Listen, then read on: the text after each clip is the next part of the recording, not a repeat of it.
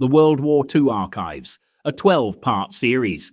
Part 1, The Storm Clouds Gather. Written and narrated by Liam Dale. There are few who agree on the actual origins of war. Some see it as a necessary evil, paving the way for social change. Others see it as simply an extension of political discussion. And even Plato had his say, believing war to be the result of human desire. No one can deny the fact that our history books are littered with the wars waged throughout the ages, as this curiously human form of struggle has existed since man first walked the earth, spanning from the battles of the ancients to the conflicts of the present day. Even so, despite the concept of war being a familiar phenomenon to many, by the beginning of the 20th century, nobody was prepared for the utter devastation caused by two of the most terrible conflicts the world had ever seen. Fed by the furnaces of the Industrial Revolution, the advances in military technology now meant that war had taken on a new form, with submarines, deadly mines, aeroplanes, and ultimately, at the end of the Second World War, the most terrible weapon of them all, the atom bomb, causing death and destruction on a never-before-seen scale. Between 1914 and 1918, the First World War brought about the loss of over 40 million lives, civilian and military, yet only 2 decades later, the world would watch in horror as once more the storm clouds of war again began to gather, emerging unrepentant from the rubble and chaos left in the wake of the First World War. The Second World War was fought between 1939 and 45, and even now, many years later, the question of how this can have happened, after what had been dubbed the war to end all wars, is still being asked. The nations of Great Britain and the Commonwealth, France and later the United States of America, among others, would unite to form the Grand Alliance, more commonly known as the Allies, and they fought to protect democracy and freedom against the threat of Nazi-led Germany, Imperial Japan, and Mussolini's fascist Italy. The Soviet Union, under Joseph Stalin, agreed a non-aggression pact with the Nazis right at the outset of the war. But when Hitler reneged on this at a later date, the Russians too joined the Allied cause. The struggle between these many and varied nations would launch the world into a 6-year conflict, incurring the staggering loss of 50 million lives, 2/3 of whom were civilians. This program will explore the events that led to the declaration of the Second World War on the 3rd of September 1939, and perhaps more specifically, study how the personalities of two men, Winston Churchill and Adolf Hitler, began to shape the contours of this long and devastating conflict. Looking back, with all the benefit of hindsight, it's clear that swifter action and better preparation might have averted a war that still casts its shadows over the memories of people across the globe.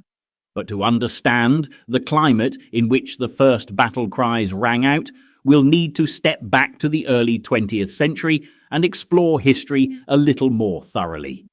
The First World War had left Europe in turmoil, virtually bankrupt, and with many of the political and social institutions that had lain at the very heart of each nation badly shaken. Monarchies were overthrown, czars assassinated, and kaisers fled to be replaced by new and often unstable governments.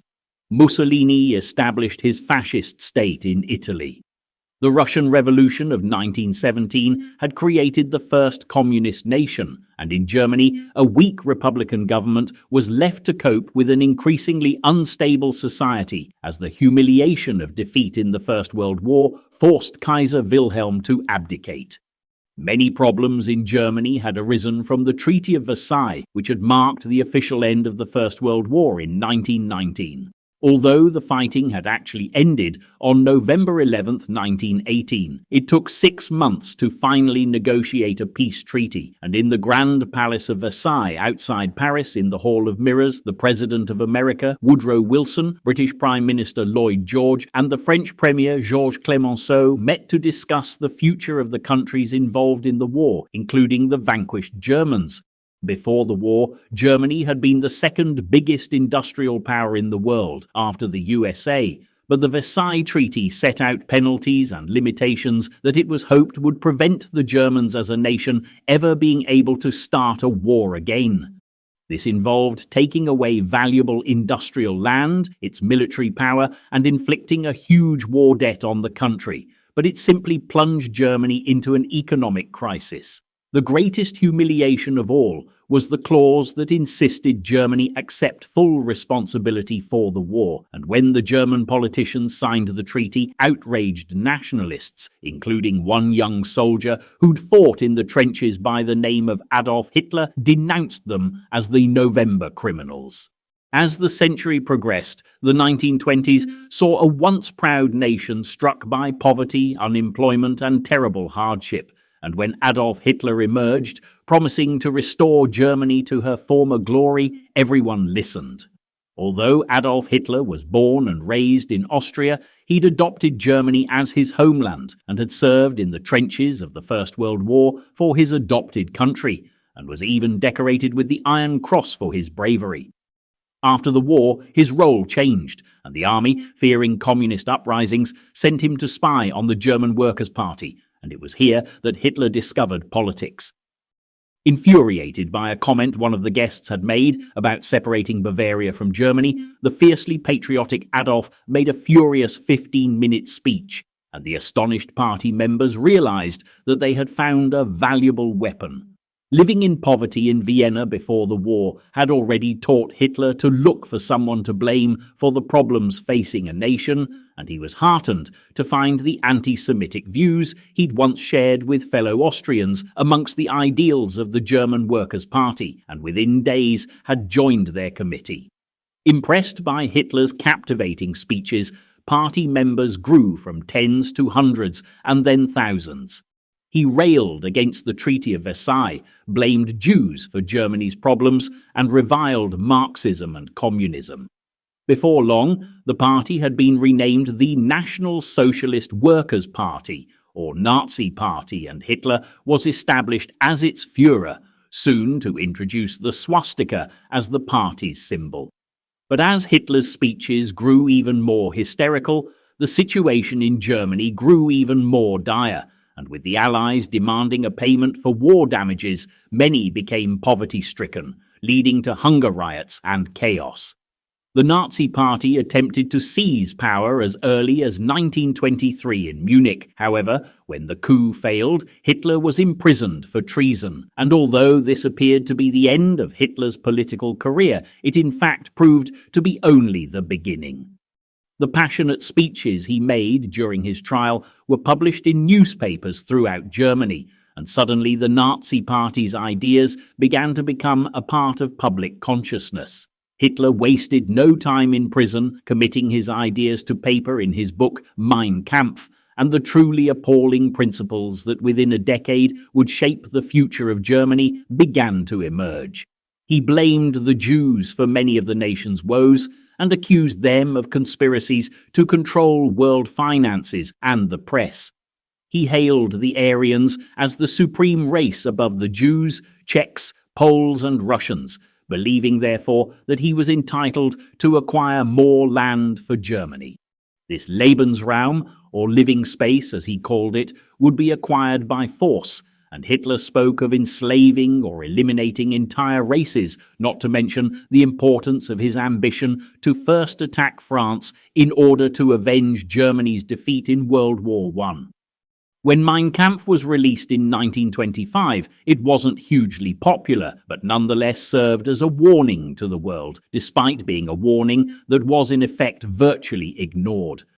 But Hitler would have to be patient. Germany's economy stabilized a little, and there was a sense of relief amongst the population, far more interested in enjoying life than listening to talk of war and revenge. Hitler watched and waited, and then the Wall Street crash of 1929 and the Great Depression that followed it provided him with the window of opportunity he'd been looking for. The effects on Germany were devastating. Banks failed, people's life savings were wiped out in a moment, inflation exploded, and the German economy ground to a halt. Suddenly, poverty and starvation loomed large, and the political center of the nation, the Reichstag, was in turmoil, at which point Hitler and his Nazis seized the moment, infiltrating the government, rallying more and more support. On January 30th, 1933, Hitler was made Chancellor of Germany, and as the Nazi brownshirts and the SS marched victoriously beneath the giant columns of Berlin's Brandenburg Gate, thousands cheered them on. Joseph Goebbels, the mastermind behind much of Hitler's propaganda, was overjoyed, writing, "It is almost like a dream, a fairy tale. The new Reich has begun." 1933 saw the end of democracy in Germany. There were restrictions on personal liberty and the freedom of the press. Hitler's henchmen rounded up communists, social democrats and liberals as thousands were tortured and 51 people were murdered. Hitler's regime of retribution had started in earnest. Thousands of the country's finest minds fled from Hitler's New Germany, including the actress Marlene Dietrich, the director Fritz Lang, Sigmund Freud, and even the brilliant scientist Albert Einstein, along with many others. Within days of Hitler's coming to power, Germany began a rapid evolution into a police state where individual freedoms were permanently lost for everyone. Jewish shops were boycotted, and Goebbels ordered books to be burnt that expressed non-German ideas. Support for Hitler continued to grow at an alarming rate, and rallies increased to greater sizes than ever. When the 87-year-old President Hindenburg died on August 22, 1934, Hitler snatched presidential power too, and Germany had a Führer that nobody could either question or challenge. Matters worsened further in 1935 when, in direct violation of the Treaty of Versailles, Hitler strengthened the German army. As Hitler methodically built his military thousands of miles away, another dictator had similar plans to gain more land for his country. In October 1935, the Italian leader Mussolini invaded Abyssinia in North Africa, hoping to boost his political prestige and find land to colonize. There was a public outcry in Britain, but despite fierce criticism, Stanley Baldwin's government did nothing to stop the Italian leader. This might well have encouraged Hitler, and when he marched his army into the industrially rich Rhineland, which had been taken from Germany after the First World War, yet again there were no repercussions. On the 7th of March 1936, the world watched and waited for Britain and France to react, but they did nothing, little knowing that if they had, World War II might never even have started. Hitler stated that if the French had marched into the Rhineland, we would have had to withdraw with our tail between our legs, for our military resources were wholly inadequate for even a moderate resistance, and he also threatened to kill himself if Britain and France had acted against him. But with the moment past, in 1936, the world poured into Berlin for the Olympic Games, and as medals were won and the crowd cheered, Hitler continued to plot and scheme. With the outbreak of civil war in Spain, Mussolini and Hitler acted together, offering support to General Franco and his fascist regime. Then, in November, Hitler signed a pact with Japan as a very dangerous alliance began to take shape. The Great Depression had also hit the Japanese very hard, not least because Japan relied so heavily on imported material to feed its economy. And from 1931 onwards, conflict with China escalated.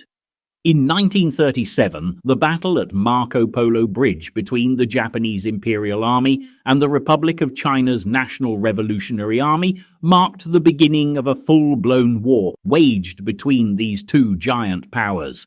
However, despite its huge population, China had little military strength, and the Japanese had the upper hand, and as they battled it out, Hitler carefully planned his next move.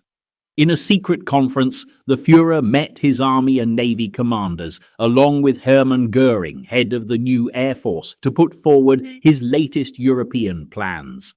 Announcing his objectives for seizing Austria and Czechoslovakia to protect Germany's eastern and southern borders, he stressed the importance of capitalizing on the military and political weakness of France and Britain, describing the countries as two hate-inspired antagonists who must be overcome. Blomberg and Fritsch, his army commanders, were shocked at their leader's willingness to incite war with France and Britain. But Hitler was now so powerful it was dangerous to even question his actions, and he evidently took a dim view of their lack of support because shortly afterwards, humiliated by sex scandals, they were removed from their posts. By 1938, unhindered by any opposition, Hitler forced neighbouring Austria into unification. After bombarding the nation with Nazi propaganda for many months, the troops marched in, and the Austrian Chancellor, after arguing with Adolf Hitler for hours, was beaten into subjugation. The country was annexed to Germany without a single shot being fired. This union now placed neighbouring Czechoslovakia in a very dangerous position, and it didn't take Hitler very long to let the world know that this was where he was heading next. 20,000 Nazis cheered, and the world looked on in horror as Hitler threatened war with Czechoslovakia at a Nazi Congress in Berlin. Those who'd built the foundations for the Treaty of Versailles were now in no doubt that action was absolutely necessary. When Prime Minister Stanley Baldwin had retired, Neville Chamberlain had stepped into the breach, taking a strong anti-war stance. And as the gas masks were distributed and sandbags filled, he flew to Germany to attempt to negotiate a peaceful settlement to the growing crises with Hitler. On September 28, 1938, 4 world leaders, the French Premier Edouard Daladier, Mussolini, Hitler, and Neville Chamberlain met in Munich to resolve the future of Czechoslovakia. Many of the men in the British cabinet had fought in the First World War and after experiencing its horrors felt compelled to prevent a second. So Chamberlain and Daladier, faced with the threat of another global conflict, agreed to grant Hitler a part of Czechoslovakia, taking the Führer's words that this would be his last territorial claim in Europe. Although the crowds and politicians cheered as Chamberlain returned to Britain, waving Hitler's signed promise of peace, there was one politician who voiced grave concerns. He was none other than Winston Churchill, and he'd been warning about the danger Hitler was posing the free world since his rise to power in the early 1930s. Churchill's comments about the Munich Treaty left no doubt as to his views about Prime Minister Chamberlain's actions, and when he said Britain and France had to choose between war and dishonour, they chose dishonour. They will have war. He proved himself to be one of the few people reading the situation correctly. Then, to Neville Chamberlain's disbelief and total horror, on the 15th of March, with no word of warning, Hitler marched into the now vulnerable Czechoslovakia and claimed it as his own, adding their military and industrial strength to that of Germany. The Allies had lost the perfect opportunity to make a stand against the Nazi regime at Munich, and after practically giving Hitler Czechoslovakia on a plate, they were now at an even greater military disadvantage. However, this was only the beginning of Hitler's quest for domination in Europe, and on the eve of a war that would send tremors throughout the world, he now turned his avaricious gaze to the east and to Poland. In the summer of 1939, Germany began a violent campaign against Poland for the return of the land of Danzig and the Polish corridor, territory that Germany had lost after the Treaty of Versailles. Hitler was careful to ensure he had the support of the Soviet Union before edging east, and despite his hatred of communists, he sent his foreign minister Ribbentrop to secure an alliance and non-aggression pact with the Russian leader Joseph Stalin. For the rest of the world, the writing was on the wall. Hitler was ready for his next attack. Having claimed victory in the Rhineland, Austria and Czechoslovakia, with barely a breath of resistance from the rest of the world, Hitler gambled once more that France and Britain would fail to act, and on September 1st, 1939, Nazi troops marched eastwards across the Polish border.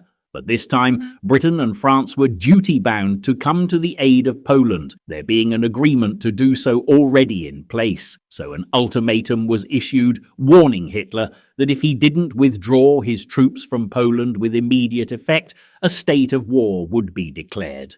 The deadline for withdrawal was 11 a.m. on Sunday, September 3rd, 1939. And when no word from Germany was forthcoming, just 15 minutes later, Neville Chamberlain announced to the people of Britain that they were now at war with Germany.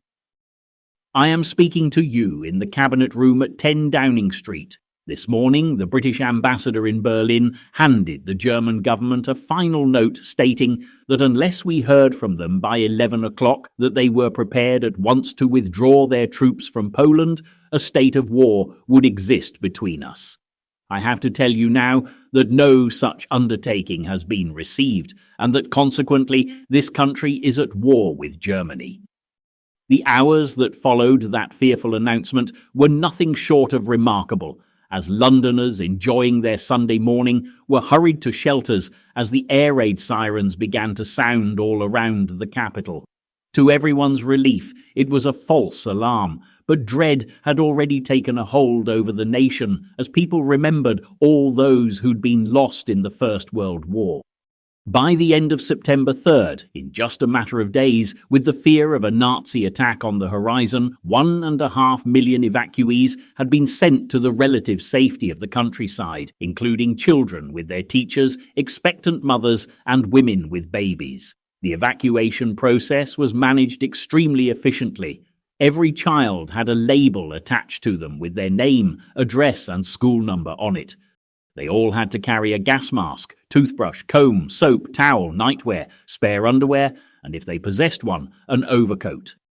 The process was nevertheless extremely traumatic, as families said their goodbyes with the children sent to stations only to be issued with a blank ticket, as it still wasn't known where their destination would be. However, the first casualties of war that day weren't to be in the cities, but actually far out at sea. The SS Athenia was carrying over 1,000 passengers, including women and children, to Canada from Dublin, and just hours after the declaration of war, the ship was attacked by a German U-boat. 112 lives were lost, making any plans Hitler had for negotiating a peaceful settlement at this stage very unlikely indeed. However, this infamous day did provide the people of Britain with one very good piece of news, as Winston Churchill, who had so fiercely opposed the appeasement of Hitler a year earlier, was appointed First Lord of the Admiralty. In fact, the relief, especially for the Royal Navy, was so great that it said the Admiralty went as far as to flash a jubilant message to all its ships announcing Winston is back. For Churchill, who was born at Blenheim Palace in Oxfordshire, the son of Lord Randolph Churchill and his lady, the American society beauty Jenny Jerome, this wasn't the first time he'd been First Lord of the Admiralty. After a troubled childhood, seeing little of his aristocratic parents and struggling at school, Churchill turned first to the military and then politics to make his way in the world. But Churchill was never a stranger to controversy, switching political parties on more than one occasion, and also being held responsible for the tragedy that was Gallipoli during the First World War, which meant his time at the Admiralty was short-lived. After Gallipoli, he was demoted, and after many years in the political wilderness, it appeared as if his career was over, and all that lay ahead for Winston was retirement.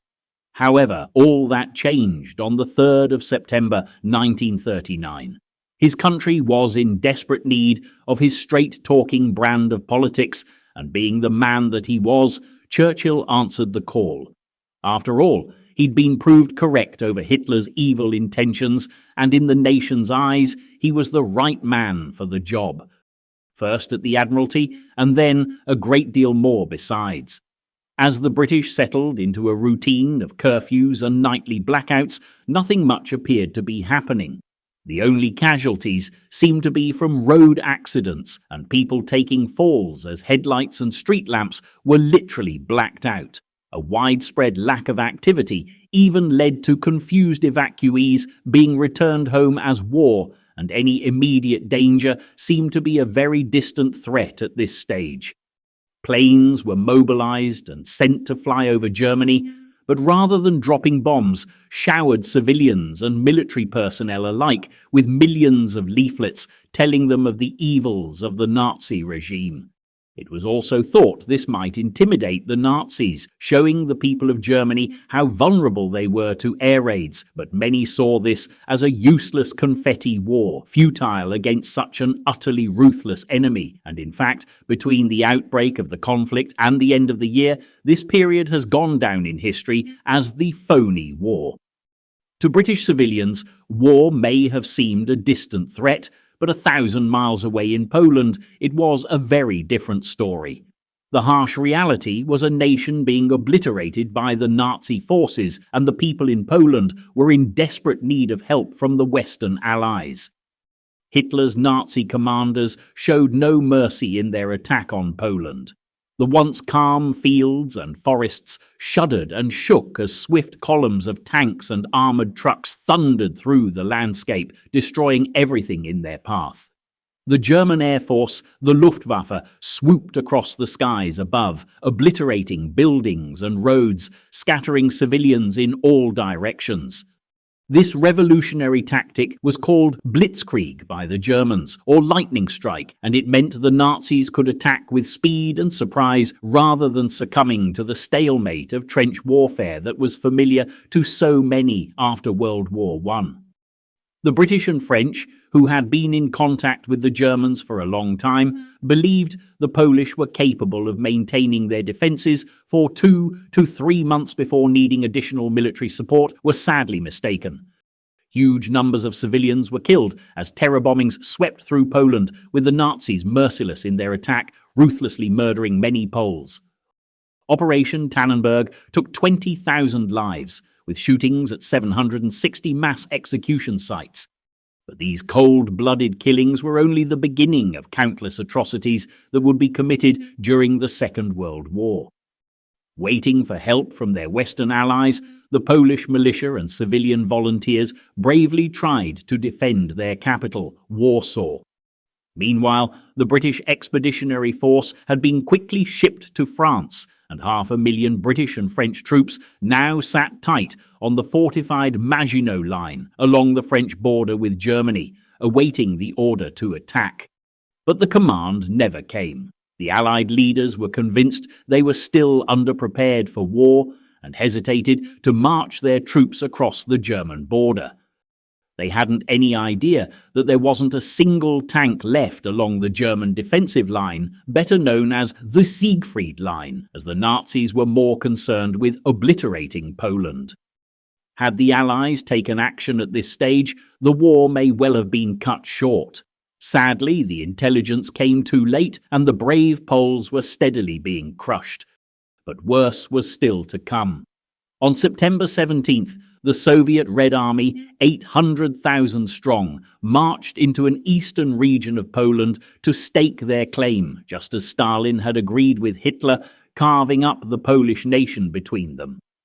Hundreds of miles to the west, the people of Warsaw fought on until disease, starvation, and utter exhaustion forced them to surrender.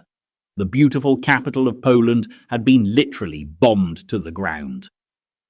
On the 28th of September, the defeated militia were marched out of the city as the Nazis victoriously marched in.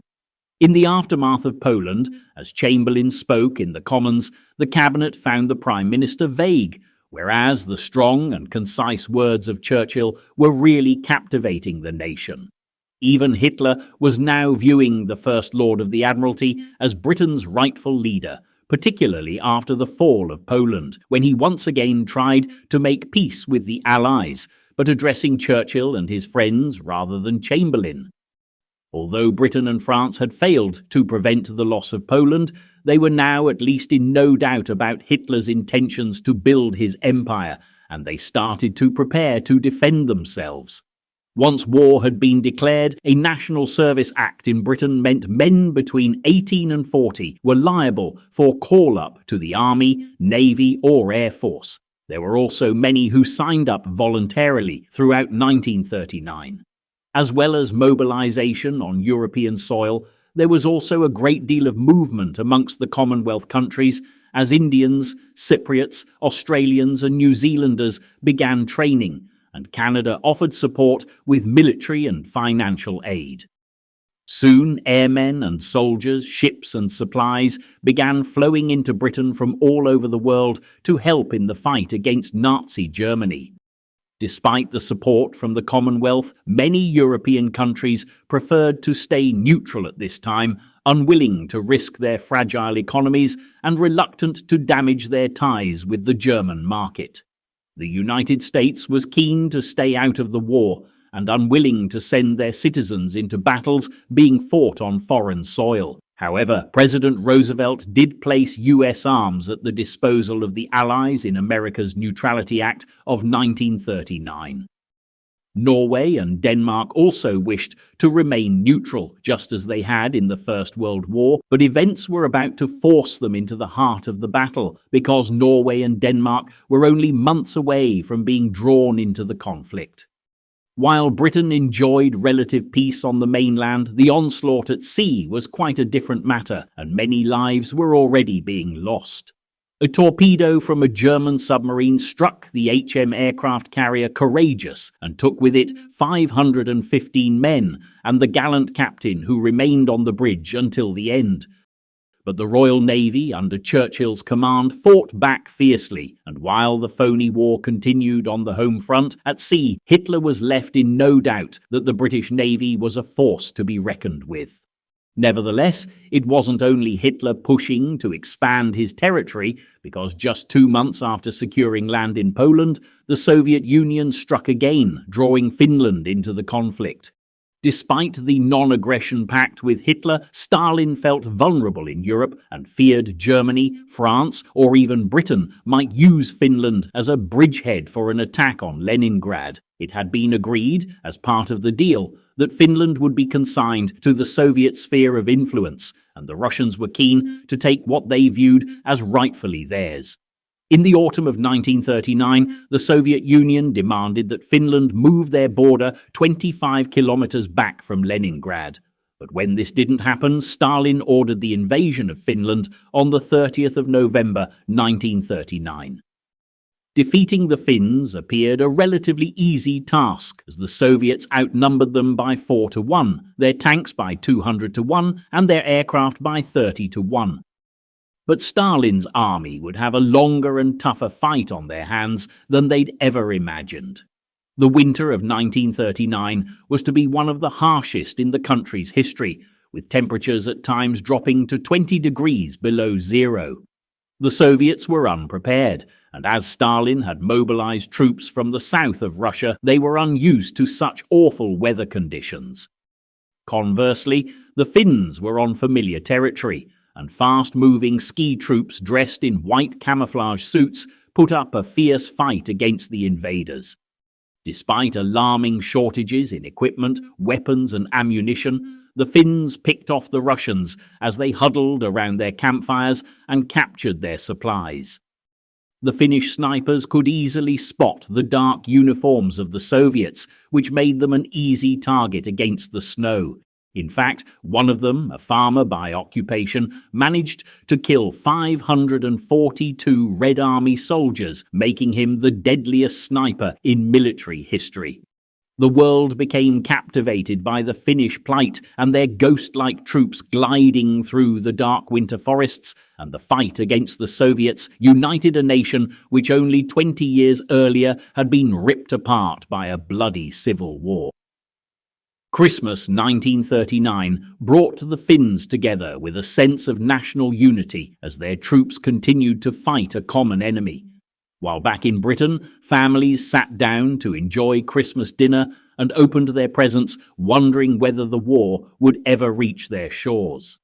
As the new year of 1940 dawned, the conflict at sea suddenly began to have a different effect on the nation. As Britain imported huge quantities of food, attacks from German U-boats were making it very difficult for cargo ships to make their deliveries, with bacon, sugar and butter becoming the first of many foods to be rationed. Each family was given a ration book with coupons to make sure that everyone got their fair share as the British began to feel the first effects of war. A key player in the loss of British merchant ships was the heavily armed German battleship the Graf Spee, which had managed to sink no less than 9 Allied ships in 1939. 8 groups from the British and French navies were organised to hunt the German raiders down, and the sea chase that followed culminated in a dramatic battle off the coast of Argentina, which would bring exciting news for the British back home.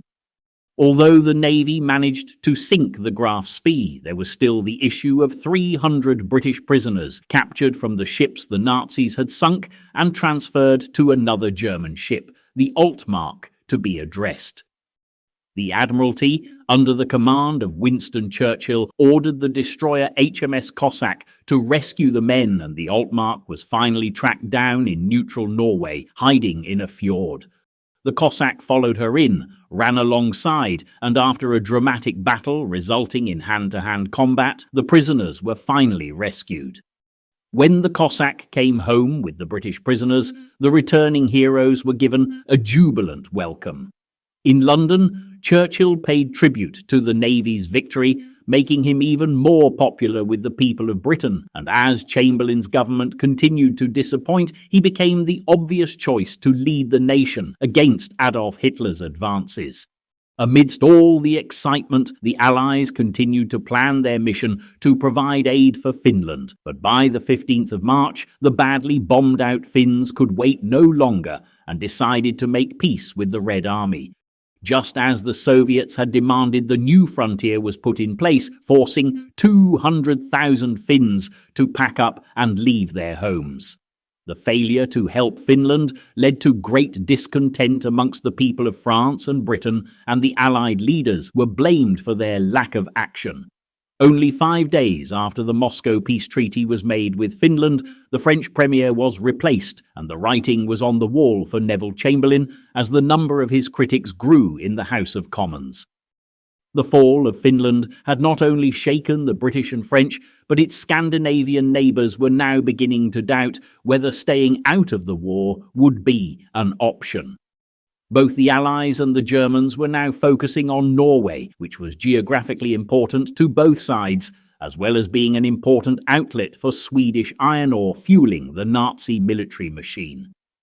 Winston Churchill was keen to put troops into Norway, but Chamberlain and the cabinet refused to listen to his warnings, and yet again the Allies lost an opportunity to be one step ahead of Hitler, who quickly seized the moment. The Nazi attack on Norway and Denmark left no doubt that the Germans' military skill and organizational abilities were devastating. Ironically, the Allies had expected the Germans to proceed by land rather than risking a confrontation with the superior forces of the British Royal Navy, but this is precisely what the Nazis did. On April 9, 1940, the Nazis launched their attack on Denmark and Norway and took everyone by surprise. Denmark surrendered immediately, losing only a few soldiers, but Norway continued to resist for as long as they could.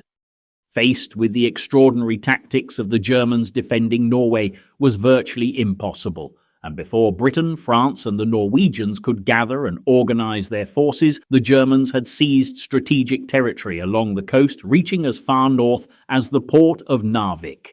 When news reached London, and Churchill's wise words were again proved correct, at first the cabinet struggled to believe what they were being told. As a result of Chamberlain's indecision, the Allies had lost Norway before they could even begin to think of saving it. The Nazis now had a firm foothold worryingly close to Britain, and although Hitler's ships were being constantly hit in battle, the Germans resolutely forged ever onwards. For the British public and the nation's politicians, the appalling blunders of Chamberlain's government over Norway caused a furious debate, and in the House of Commons it was evident that the Prime Minister no longer had the confidence of his people, and honourable to the last Chamberlain resigned. On May 10, 1940, Winston Churchill, despite being 65 years old, became Prime Minister of a coalition government that would last for the duration of the war, and as far as the grateful nation was concerned, Winston was without doubt the best man for the job. Finally, Hitler would have to face a worthy adversary in his fight for domination in Europe, and the speech Winston Churchill gave as he became Prime Minister served notice on the Germans that they would no longer be able to take their success for granted. He said, "I have nothing to offer but blood, toil, tears, and sweat. You ask what is our policy? I can say it is to wage war by sea, land, and air with all our might, and with all the strength that God can give us.